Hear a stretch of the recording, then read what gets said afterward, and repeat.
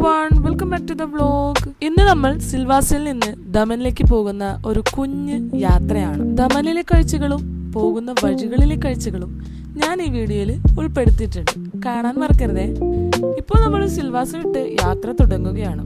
പച്ചപ്പിലും ഓടിയ കാടുകളും ശാന്തമായ പ്രകൃതിയും പിന്നിലാക്കി ഇനി നമ്മൾ പോകുന്നത് കടലിന്റെ കരയിലേക്ക് എന്നൊക്കെ പറയണം എന്നാണ് എന്റെ ആഗ്രഹം. പക്ഷേ നമ്മൾ വന്ന സമയം അല്ലെങ്കിൽ കാലാവസ്ഥ അതിന് വിപരീതമായതുകൊണ്ട് ഇങ്ങനെയൊന്നും അല്ല എനിക്കിപ്പോ നിലവിൽ പറയാൻ തോന്നുന്നത്. നല്ല പൊടിയും അല്ലെങ്കിൽ നല്ല തിരക്കുള്ള ഒരു സിറ്റി വിട്ട് നമ്മൾ കുറച്ച് ശാന്തമായിട്ടുള്ള ഒരു കടൽ തീരത്തിലേക്കാണ് നമ്മൾ പോകുന്നത്.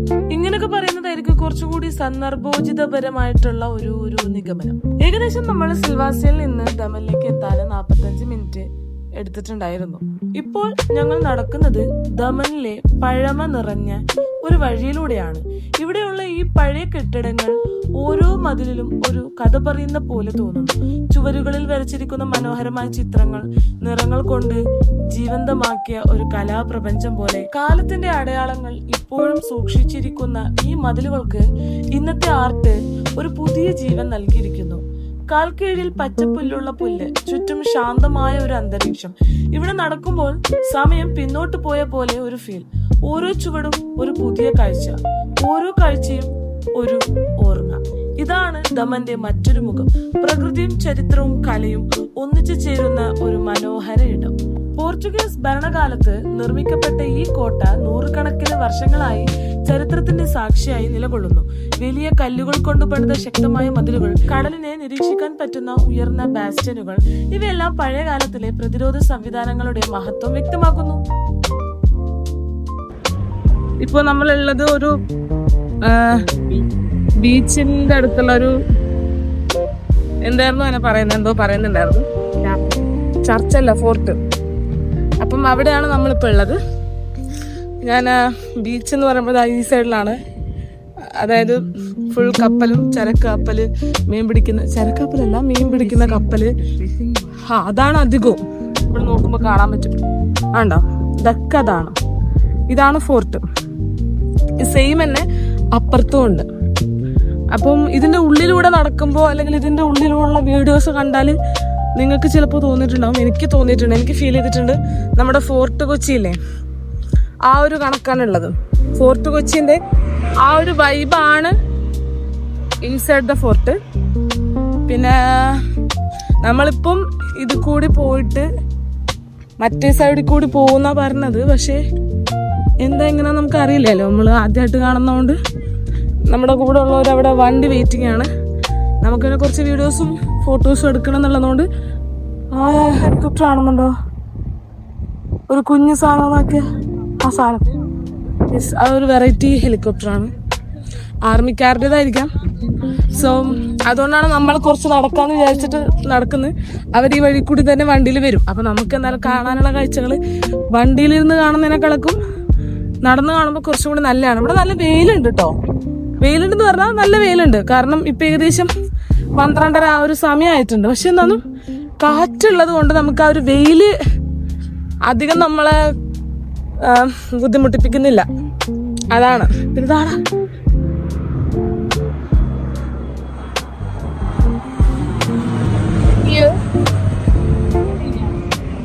നല്ലുണ്ടല്ലേ, നേരില് കാണാൻ അതിനേക്കാളും നല്ലുണ്ട്. ഞാൻ പിന്നെ വീഡിയോയിൽ ഉൾപ്പെടുത്തിയെന്നേ ഉള്ളൂ. പിന്നെ നല്ല രസമാണ് ഇവിടുത്തെ കളറ്. അതായത് കടലിന്റെ കളറ് ഭയങ്കര ഭീകരമായ കളറാണ്. ഞാൻ നിങ്ങൾക്ക് കാണിച്ചു തരാം. ഇനി കാണുന്നുണ്ടോന്ന് എനിക്കറിയില്ല. നമ്മളെന്നാലും കാണിച്ചു തരാം. ഓക്കെ, കാണിച്ചു തരാം.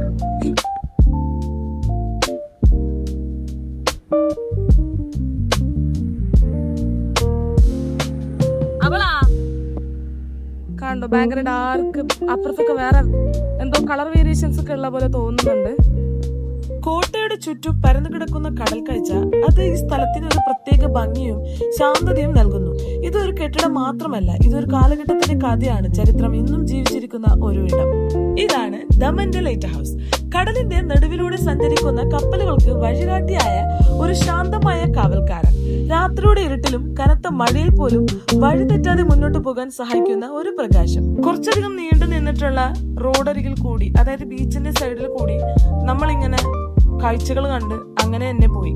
ഓരോ സ്ഥലങ്ങൾ കാണുമ്പോൾ എനിക്ക് ചെറുതായിട്ട് കോഴിക്കോട് ബീച്ചിന്റെ എവിടെയോ തോന്നുന്നത് പോലെ തോന്നിയിട്ടുണ്ടായിരുന്നു. നിങ്ങൾക്ക് തോന്നിയിട്ടുണ്ടെങ്കിൽ ഉറപ്പായിട്ട് കമന്റ് ചെയ്യാം. ദമനിലെത്തിയാൽ കാണാൻ കഴിയുന്ന മറ്റൊരു മനോഹര അനുഭവം ഇവിടുത്തെ ചെറിയ കടകളും താമസ സ്ഥലങ്ങളുമാണ്. വഴിയോരങ്ങളിലായി നിരന്നിരിക്കുന്ന ചെറിയ കടകൾ, പ്രാദേശിക ഹാൻഡ് ക്രാഫ്റ്റുകൾ, നിറമുള്ള വസ്തുക്കൾ എല്ലാം ഇവിടുത്തെ സംസ്കാരത്തിന്റെ ഒരു ഭാഗമാണ്.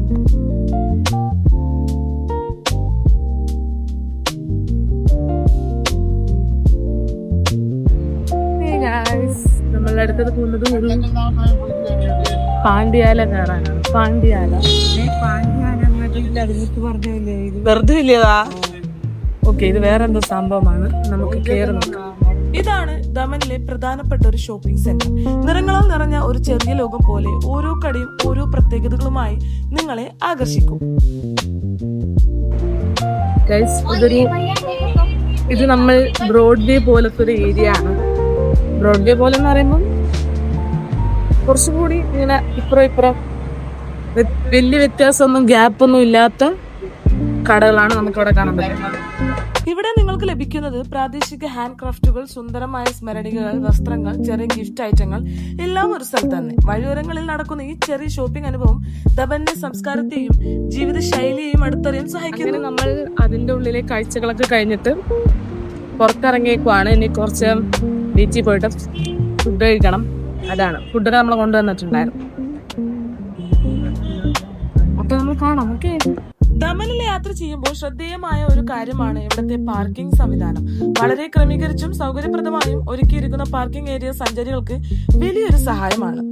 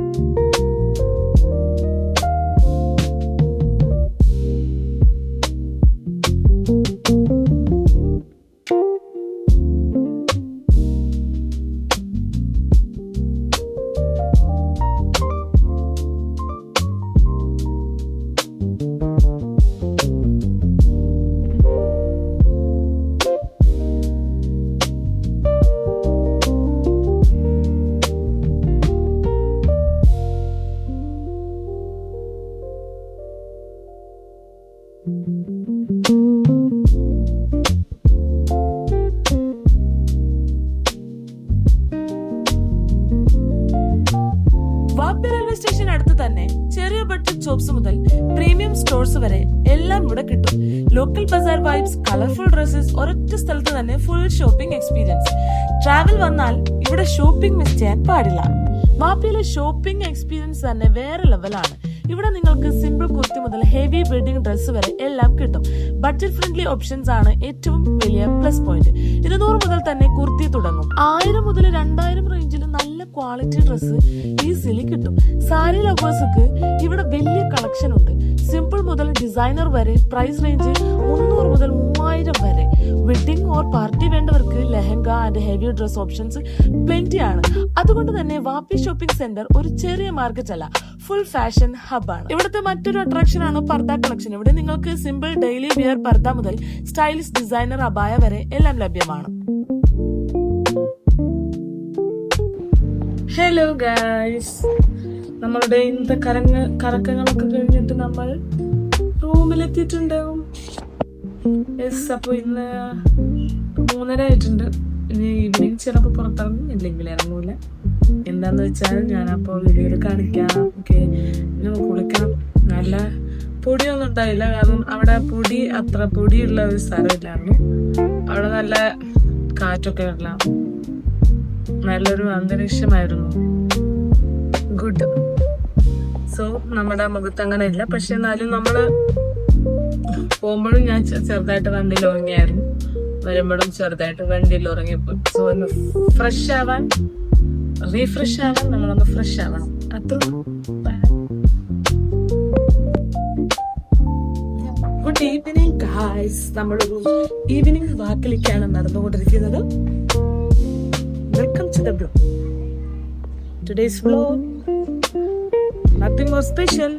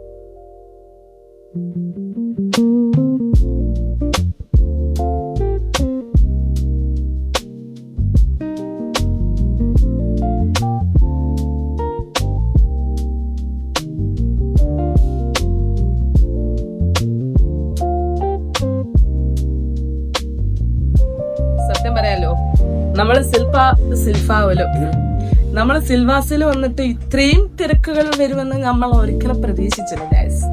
സത്യം പറഞ്ഞാൽ അടിപൊളിയാണ്, അടിപൊളി ഡേയ്സ് സിൽവാസ. അപ്പൊ നമ്മൾ നമ്മുടെ നാട്ടിലുള്ള നമ്മളൊരു കുടുംബക്കാരെ വീട്ടില് അവർക്ക് ചോറായിരുന്നു, ചോറ് സൽക്കാരം എന്നൊക്കെ പറയാം. അങ്ങനെ അതൊക്കെ കഴിച്ചിട്ട് വന്നേ ഉള്ളൂ. നാളെ ഉച്ചക്ക് വേറൊരു സൽക്കാരമുണ്ട്. ഇന്നലെ രാത്രി ഉണ്ടായിരുന്നു സൽക്കാരം. ഉച്ചക്ക് മുന്നെയാണോ ഇന്നലെ തന്നെ ഉച്ചയ്ക്കും ഉണ്ടായിരുന്നു. അങ്ങനെ ടോട്ടലി തക്കാരം വേടാൻ വേണ്ടി മാത്രമായിട്ട് നമ്മൾ സിൽവാസി വന്ന പോലെ ഉണ്ടാവും. പക്ഷെ ഇതൊക്കെ ഒരു വൈബാണ് ഗൈസ്, ഇതൊക്കെ ഒരു വൈബാണ്. കാരണം നമ്മുടെ നാട്ടുകാരും അറിയുന്ന ആൾക്കാരും ബന്ധുക്കളും ഉള്ളത് കൊണ്ടാണ് നമുക്ക് ഇങ്ങനെയൊക്കെ കുറച്ച് ആനുകൂല്യങ്ങൾ കിട്ടിയത്. അല്ലെങ്കിൽ നമ്മൾ ഹാപ്പി ആവണം. ഓക്കെ, ഞാനും എന്റെ ഉമ്മയും ഹാപ്പിയാണ്. സോ ഇന്നത്തെ ഡേ ഇവിടെ അസ്തമിക്കുകയാണ്. അടുത്ത പുതിയൊരു പുള്ളി അടുത്ത വ്ലോഗുമായിട്ട് വരാം guys. Bye. Good morning guys. ഇതാണ് സിൽവാസ. പ്രകൃതിയുടെ മധ്യത്തിൽ ശാന്തമായി ഒളിഞ്ഞിരിക്കുന്ന ഒരു മനോഹര ലോകം. പച്ചപ്പിൽ മൂടിയ കാടുകൾ, ശുദ്ധമായ വായു, നദികളും ചെറിയ കുന്നുകളും എല്ലാം ചേർന്ന് സിൽവാസയെ ഒരു ചെറിയ സ്വർഗമാക്കുന്നു. നഗരങ്ങളുടെ തിരക്കും ശബ്ദവും വിട്ട് ഒരു ചെറിയ ബ്രേക്ക് എടുക്കാൻ ഏറ്റവും പെർഫെക്റ്റ് ആയ സ്ഥലമാണിത്. പ്രകൃതിയുടെ സൗന്ദര്യം കൊണ്ട് പ്രശസ്തമായ ഈ സ്ഥലം ഇപ്പോൾ ചെറിയൊരു ബിസി ടൗൺ ആയി മാറിയിട്ടുണ്ട്. വഴികളിൽ കുറച്ച് ട്രാഫിക് കാണാം, പ്രത്യേകിച്ച് മെയിൻ ഏരിയാസിലെ ആളുകളും വാഹനങ്ങളും നല്ലതുപോലെ ഉണ്ടാകും.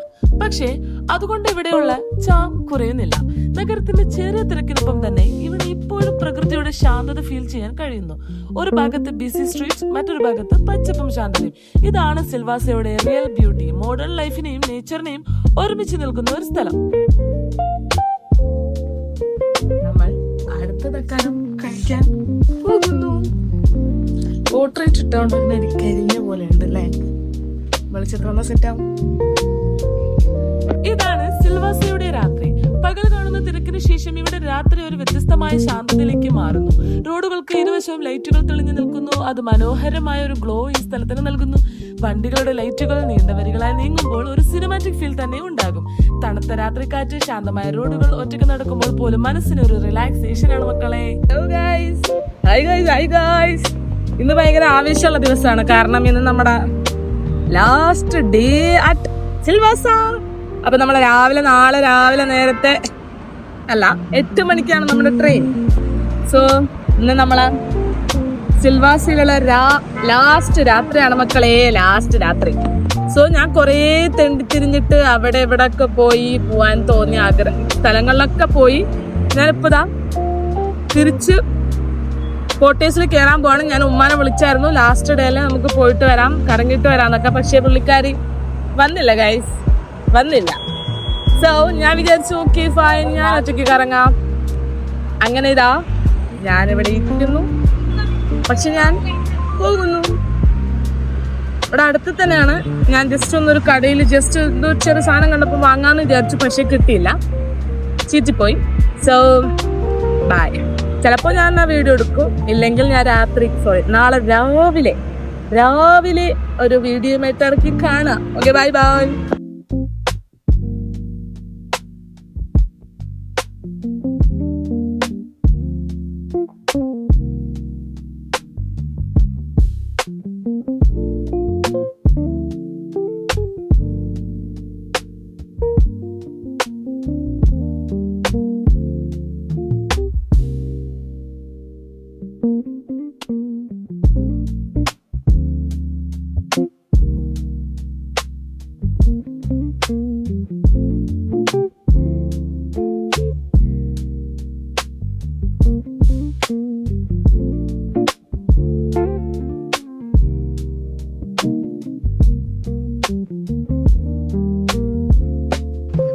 ഗൈസ്, നമ്മൾ ഫുഡൊക്കെ അടിച്ചിട്ടോ. ഇനി നമുക്ക് ബാഗ് പാക്ക് ചെയ്യണം. നാളെ രാവിലെ 6 മണിക്ക് ഇറങ്ങണം.